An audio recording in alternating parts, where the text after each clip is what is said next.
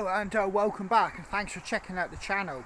Today I'm actually in it's a community centre now, but back in my day it was my primary school, and it's where my hike is actually going to start from here, and it's in a village I grew up in here in North Cornwall, and I cannot say it enough, I had a really blessed childhood here. So here would have been my playground where I used to play, and just where those big trees, there used to be a building, and that was where the outside toilets used to be. This was the 70s, so obviously that was pretty normal in rural country schools to have outside toilets. But yeah, this was my primary school, and there is a pub, local pub, just over the hedge. But I'm going to get my hiking stick and rucksack and hit the trail. Right, I'm leaving the community centre, aka my old primary school, and basically I'm going to leave the village and make my way down into a woodland. So yeah, there's a few dog walkers and a few people around. It's a very cold Sunday morning. It's about 8:30 now, so I kind of want to get out of the village because, like I say, it's beginning to come to life. So I'm just about really to go on to the footpath as you leave the actual village. There's a lot of dogs barking, there's a lot more dogs and dog walkers kicking around than when I lived here, but like I said, that was back in the 70s. So you know, it's got to be expected. The village has grown substantially since I lived here. It's probably, you know, 4 times the size it used to be. The footpath winds its way out of the village, past the stream and up through a woodland, and it'll go into fields, and it's quite a pleasant little walk.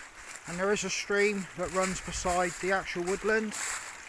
Now in this stream we used to fish for minnows. One year we did actually catch minnows in some of these pools, and it sent us into a frenzy for several years, but unfortunately it seemed like it was just a rare occasion, that one rare occasion. We never did catch any other minnows after that. But yeah, it's well marked now of where to go, and it never was back in my day. Now I was good friends with the farmer's son actually, that you know, all the surrounding land and fields belonged to. So I was privileged to have better access than most, and the fields behind me, you can see there, was pretty much the start of my outdoor learning experience, and that is wild camping, bushcrafting, and indeed hunting. Not a popular topic these days, but you know, bear in mind I was a young lad from the 70s in a rural environment, so that was pretty much part and parcel of what you were and what you did.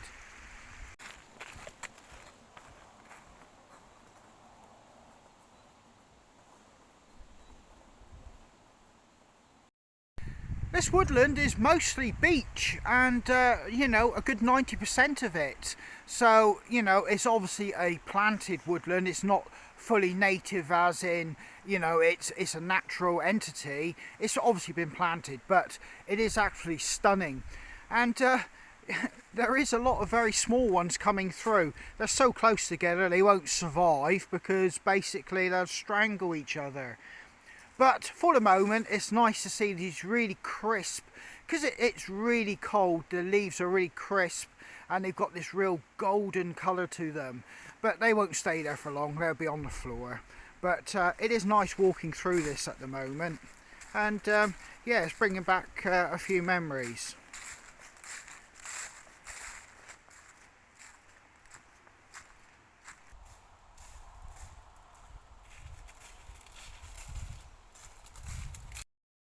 Now once I climbed this sty, I was pretty much in, well, home territory as I called it, where I could actually legitimately start hunting once I'd left the confines of the dog walking area.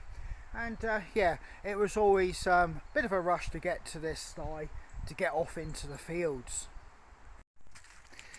They have fenced off the little path. This obviously wasn't here back in my day. This field just literally ran right to the hedge line. It's obviously been here for a while because we got blackthorn and we got trees starting to grow up alongside it. But it's clearly marked. And here we go, another sty, and you can see a trail right across the field. So from here you can see rolling hills, hedgerows, and a nice deciduous woodland down there. And this was my territory. This is where I grew up, and there's a little quarry just over the neap of the hill there. And yeah, like I said, hunting, but hunting with air rifles at that particular time depended on you being stealthy, and you know, your success really was wholly dependent on how close you could get to your quarry and how quiet you were in actually stalking it. Now, I can't lie, it is bringing back a lot of memories, and I'm smiling now, and you know, it's a shame that I can't go back knowing what I know now, but you know, that's just life, and that's what happens as you get older when you reflect back on, well, things like this. So I'm following a well-worn trail, and you can see this sees a lot of footfall. You know, back in the day, you know, you did kind of not see quite so many people walking these footpaths, and you actually resented people because if you were actually stalking along a hedgerow, you had to stop because obviously, you know, you couldn't be shooting your air guns with people walking around, so it inadvertently spoiled your hunting session. We're actually coming into the little hamlet or settlement which my friend lived with his family. They were farmers, and they were old school farmers, and the farm was managed in a very old farming kind of style, and it never seemed very profitable even as a child, but subsequently it meant, you know, we kind of had free reign over all this land. And like I said, we'd make wild camps out of anything we could get hold of. Galvanised sheeting, tarpaulin, plastic, you know, anything we could get, wood, you know, and that was before we even started doing the wild camping things in the woods, making more natural ones. And it was a fantastic time to be a young kid and have all this at your disposal. It's now been bought up and built into a lot of properties, and it's all been split down into a lot of horse style kind of property owning people, and subsequently this lane is used quite a lot now, but back in the day we used to ride dirt bikes up and down here because there wasn't a traffic. There was only 3 families that lived down here, and they all knew each other, and you know, it was pretty much understood that we were just being young lads. But yeah, I can remember hammering up and down these lanes on dirt bikes. And here we are at the little settlement or hamlet. There's a farm down there who there used to be a husband and wife team. I don't think they had children, but they farmed that. It looks like it's still used for agricultural purposes. All this part of the farm was sold off over there, and all the outbuildings have been made into modern living spaces. And there's another house up there. But all this particular area here, we used to ride the dirt bikes around and have a whale of a time. Now this is all very posh now, but like I said, back in the 70s, this had an air of very old school Cornish farming, and it was indeed pretty run down. But yeah, as I walk down here, there is a footpath, but yeah, all the outbuildings have been converted into dwellings, so you know, there's possibly a lot of people living down here, and like I said, it was really only 3 families. Well, this has totally changed, and all these barns I used to shoot rats and mice in because the corn used to go off if they messed on it. And indeed this farmhouse, I spent many nights in there with my friends, you know, after hunting well into the evening and coming in by the fire and getting something to eat. But you know, it has totally changed from when I was here. In fact, right in front of me there was a massive dung pile. That's no longer there, obviously. Well, this particular part of the footpath here, I can actually remember on a 100cc two-stroke motorbike hammering up and down this field and having the best time you could obviously imagine, but obviously that's no longer the case for myself. And yeah, it's well signposted now. Back in the day you would see people who were hiking these footpaths relying solely on maps. But I'm not actually following this, because I'm going to be taking you to somewhere special. And it's somewhere I didn't really appreciate that much as the young child when I was here. Now I'm walking down an actual trackway, which in all intents and purposes was just a mud bath. It was like a swamp coming down here years ago, which was fantastic on dirt bikes, but it's been kind of upgraded a little now. I don't actually fully recognise the place I've just walked through from my childhood, and like I said, I spent so much of my time doing everything like I said you would as a young child, if you had all the freedom of the natural world around you, and in all intents and purposes an old style farm at my disposal. We used to make camps in the hay ricks, which is extremely dangerous. I don't suggest you do that. And you know, go shooting rats and mice in the barns, which are now people's houses. And yeah, it's a lot of memories flooding back here at the moment. But yeah, I'm going to be taking you somewhere a little bit special. We knew it was special.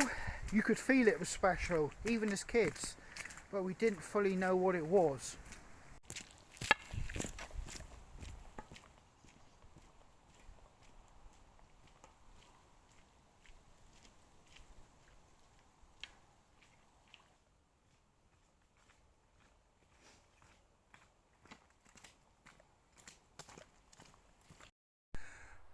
Well, I'm totally gutted. I'm totally blown away.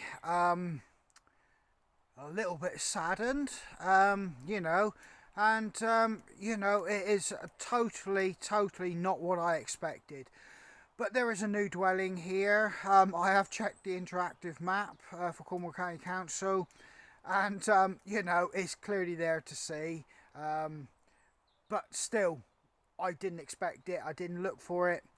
And where this now sits is where, as a kid, it was open fields I just ran through. It is a complete new farmstead. It's progress. It's the way things are. I don't know, I feel a little bit gutted, to be honest with you, but it is what it is. And you know, the reason I feel gutted is because this place that I'm taking you to is something that sat in my mind, you know, from a kid, because it has like almost magical qualities still entrenched in my memory. But hey, you know, it is what it is, so let's move on. So I'm now at a gate and I can clearly see where I've got to go and where I went as a child, but you know, I've got to go through a gateway now. And by my reckoning, in here should be what I'm aiming to come and see. Now,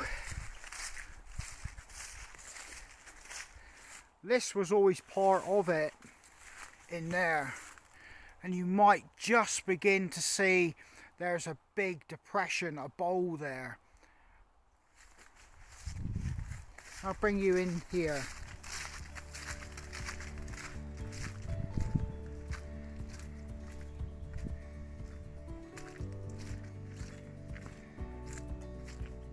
And this doesn't look very much at all. You might just see some contours in this field.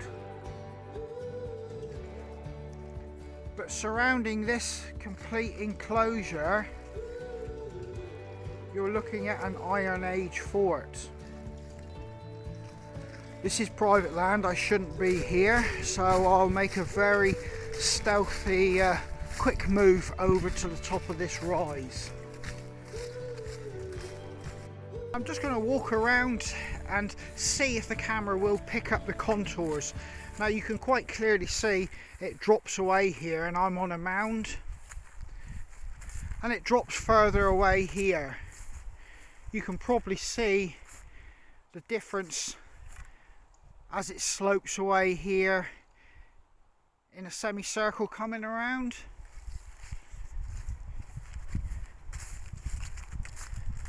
And you can quite evidently see it drops down into a bowl here, and round the back of it should be a lot steeper. You can clearly see the rampart there. From here you can clearly see it now. You can see the lines of the rampart, and you can see what's left of it as it drops off back down into a second rampart over there, which goes into the hedge. But you can clearly see it here.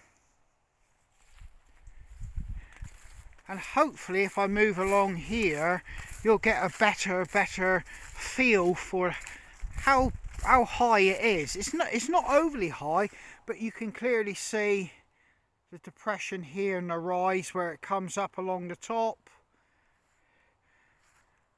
And you can see it drop down into a bowl there. From here you can just see the actual depressions now which make up the Hillfort, and you can see the hump back of it there going over, and you can see how it drops around behind it, and you've got this bowl in front of it. Yeah, this is a recognised Iron Age Hillfort, and I spent many childhood memories in here, you know, and we knew this was special, but we didn't know what it was, because it was before the internet and really before people really engaged with you on local history. So, you know, it still feels special. Sad to say that within eyesight I do have agricultural and farm buildings, you know, not too far away. They weren't here when I came as a child. This place felt remote. It was indeed remote, you know. You were literally a good 1.5 miles away from, you know, the nearest kind of settlement. So it just added to that specialness. And as it lost it, there's still that air. And I may be making it sound really romantic by being here and talking about it from my childhood memories, but ultimately, you know, they still live on. And I can still see myself running up and down these ramparts now, you know, pretending to be knights and cowboys and Indians and things like that. But we would sit here and drink a can of pop, have a pack of crisp, and just while away hours just daydreaming. It was, you know, a really special place. It is surrounded by woodland in a perfect circle, a hedge around it in a perfect circle, and that adds to its mysticism really. You can't escape it, and I think I'll probably come back when the shock of what I've seen there disappears. I need to let that sink in. I'm not being over dramatic. It does kind of sting a little bit, that new farm just being built just a few 100 metres away. So I'm going to leave this now and follow the footpath, and it will take me down to a lane, and this lane would go all the way into Lanson, which is a town possibly 4 or 5 miles away from here. But yeah, should I have left this in the past? No, I'm glad I came here. It's still majestic, it's still something special. You really need to be here. I don't suppose it'll show up on camera, all the depressions and everything that much, you know, but it's still here. You can still see it, and you know, it is a truly magical place to be. Incidentally, it might look a tangled mess, but that's a big ditch there with banks either side there, and you can see the leaves running along the middle, and that's part of the earthwork system there. I'm being rather quiet because I have strayed off the footpath. I just can't leave it. I want to look at the outer rings. All that inside the field was the inner part of the actual Iron Age Hillfort. I'm looking at the outer rings now, and you can see the size of them. And you know, I thought I really do need to put this into perspective so you can see. So here you can quite clearly see where I've just walked through there, and you can see the actual embankments there. And as you go around, you can see how high it is. And it's a fair embankment. Attacking this fort, you would have a 30 to 40 feet high embankment to get up while you were being showered with arrows, spears and other missiles. So the earthworks and the bank behind me, it has been actually excavated and, you know, searched over by professional archaeologists, and they've actually found stuff, and you can see some of what they found in Launceston Museum apparently. But yeah, you know, it's really evident how high these banks are when you get this side of the earthworks.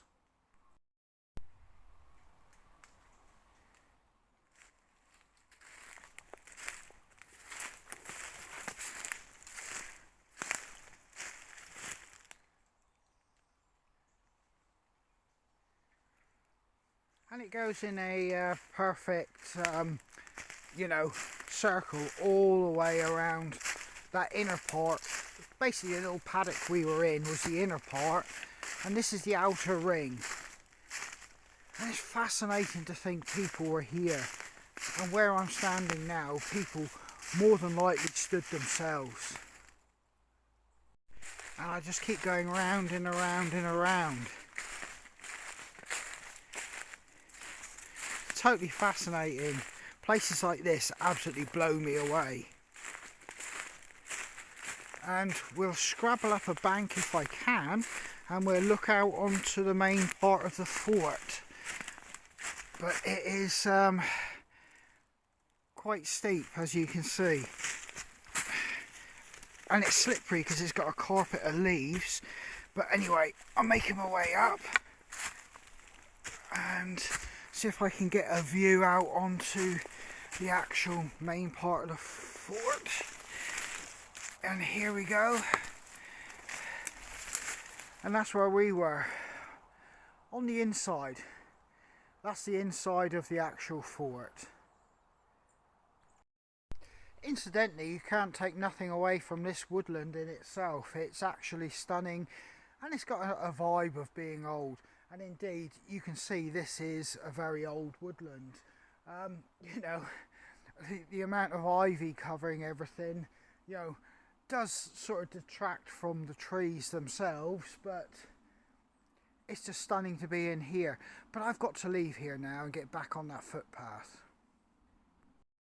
So I've left the Iron Age Hillfort and that piece of woodland, and basically I'm tracking around the edge of that particular woodland on the footpath. And like I say, this will go down through another very small farm, through a valley. Well, it's going through a valley into a small farm that will lead to a lane. Now that lane, incidentally, I used to use on a push bike when I used to go shooting with another friend who lived in a village possibly 6 miles away, and we'd think nothing of just sticking our air rifles in a bag, strapping it to our push bike and cycling over to go shooting where they had permission to go shooting, and they would come to us, and it would go to and fro like that. And where he actually had permission though, oh boy, that was Rabbit City Central. It was just hundreds and hundreds of them, and my ferrets never went hungry if I'd had a chance to go shooting with him over his grounds. So I'm looking down on this little valley here, and there's another woodlands. But over by those wind turbines, there is actually a place that is a children's activity centre called the Hidden Valley. And I drive past that when I go surfing.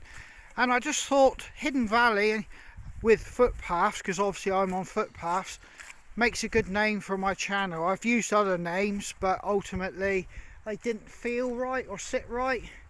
Hidden Valley footpaths kind of suit me, but yeah, stunning little valley.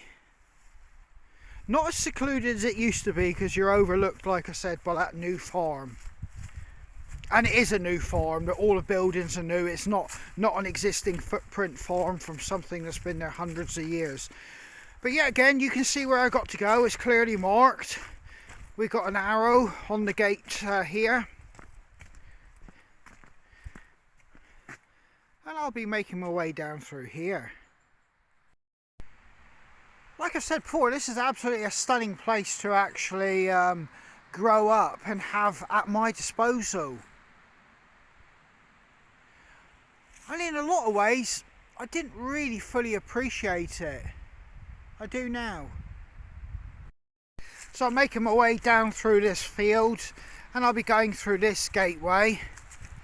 And it won't be very long before I reach a very small little farm, and from there access to a lane.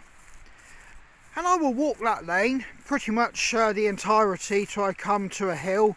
I'll turn up there, and as I go up there, I'll come back to the village I started from.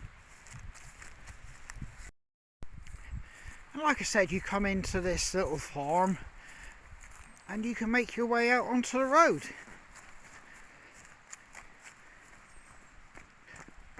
It is quite a quaint little farm, this one here. Still got a fair bit of character to it. It hasn't been modernised to the point, you know, it loses its charm. There are other places within that particular farm that I used to go and frequent, like hunting and building camps on a bit patches of land in woodland. But, you know, today I've been able to use the footpaths which, you know, go over that land to make a legitimate trail for myself. And in fact, I did actually see somebody's actually put this online as a loop. And I'm just walking it with a slight little detour that I did back at the Hillfort. But in effect, all I've done is walk footpaths anybody else can do. It does give me, you know, an insight into my childhood there, and allows me to reminisce. But yeah, there are other places I'd like to visit at least once more, and that's going to take a bit more of a mission, and it's going to require me to go pretty stealthy really, because my first impression is it's not as it was when I was a youngster, and indeed it's more built up and there's more activity. So, you know, it will require me to do things a little bit more stealthy on that little mission. But yeah, I'm just using legitimate footpaths today, and it's allowed me to get a hike in and, you know, basically be out and getting the fresh air without me having to sort of like, you know, stay in the shadows and stay pretty hidden.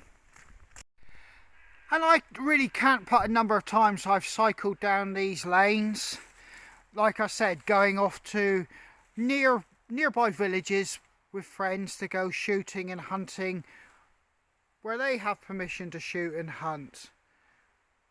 And I've always been in love with these quiet country lanes.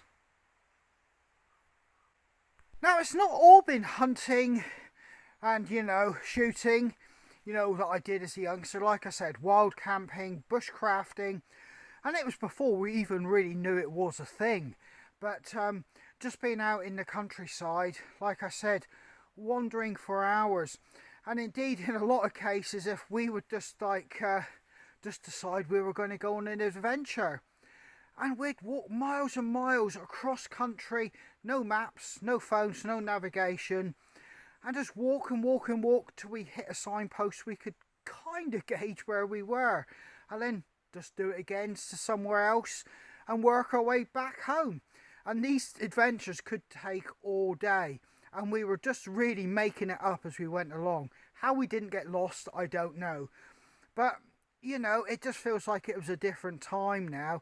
And I know I sound like I'm reminiscing that it was all better back in the day, but I couldn't even imagine letting my two young boys go off and do what I did here. You know, if we'd had an accident and hurt ourselves, nobody would have even known where we were.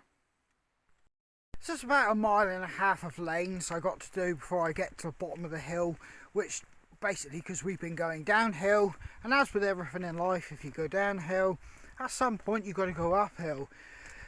And I'm about to do that. I've got to make the ascent up the hill into the village, and that's about 1 mile in itself.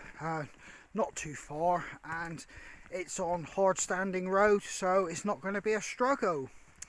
I should probably find a vantage point to look over a woodland that I used to, well, pretty much frequent most of my time. We haven't been there on this particular trip, and that's a trip I'll save for another day.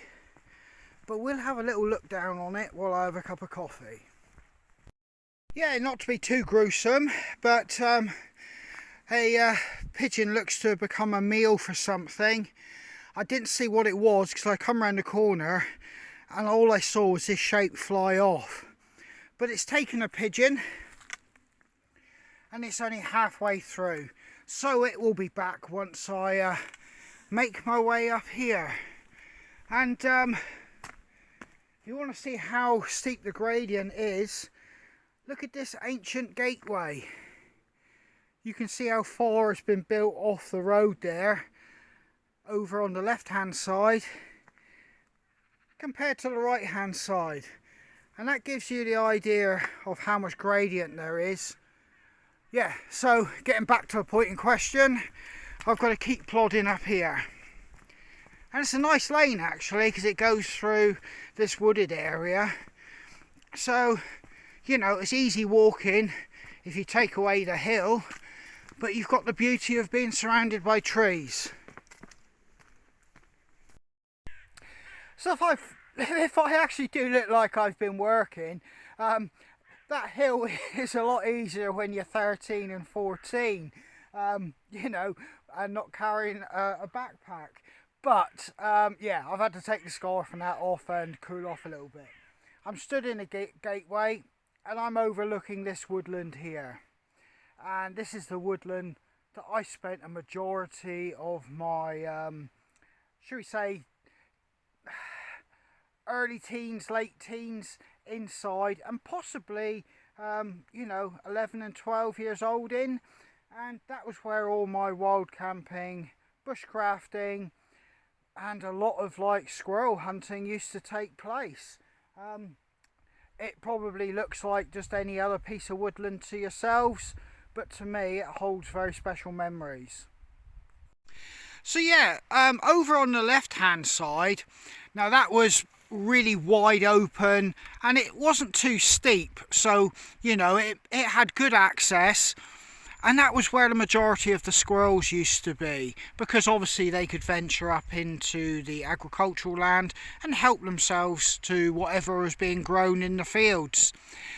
As you move into the middle part, it gets quite steep and it's quite rocky there on the very top. But you know, there's a lot of dead trees in there as well, covered with ivy. And when it was windy, you were always looking up because you would hear a crack and something would hit the floor with a dirty great thud. And that would be a branch or a limb of a tree. So, you know, it was always, in high winds, very scary to be in that central part. And as you went back over to the right hand side, it was kind of split off there, and I'm not sure even to this day, but I think it belonged to somebody else. And we never ventured into that part because there always seemed to be a lot of farming activity in the fields, you know, just right beside it. But this main part here, what made it really special is I actually had permission to be in it and pretty much do what I like, as long as I didn't burn it down, obviously. But yeah, it was an amazing playground for myself. So I've made it pretty much almost into the village itself now. I've hit the level part on top of the hill. And if you're observant and look across there, those are the fields that we crossed at the very start. And we've done a complete loop. So as you can see, it's easily manageable and it's a pleasant little walk. And obviously for myself, it's kind of like a bit of a back to the future kind of situation for myself. But yes, it's been thoroughly enjoyable. Well, you find me by a gateway, and it's the last one before I go into the village. And I'm having my coffee now. I possibly should have had it out on the trail somewhere. When I look at the scenery, I could have been having my coffee by. I've got a good view here, but I could have done this in the woods. You know, bit of an error on my part. I'll do that next time. But yeah, it's been quite special for me to come and do this one actually. And you know, a lot of memories and you know, a lot of cherished memories on that particular hike that you just seen, quite simply because, you know, that was all my childhood you know, playground, like I said before. And what more could you want? Absolutely stunning. And in a lot of cases, even if I wasn't wild camping, bushcrafting or even hunting, I could find myself just sat down in the woods, just totally immersed in nature, just watching, listening, and just letting you know, time go by. It was absolutely fantastic. But anyway, I've got to make my tracks anyway and get back to the car, so this is probably a good point to end, because I'm about to go and eat my chocolate bar and stuff my face with my coffee. You know, just to enhance the hiking experience. So yeah, this is Andy from Hidden Valley Footpaths, and stay safe, and I hope to catch you out on the trail.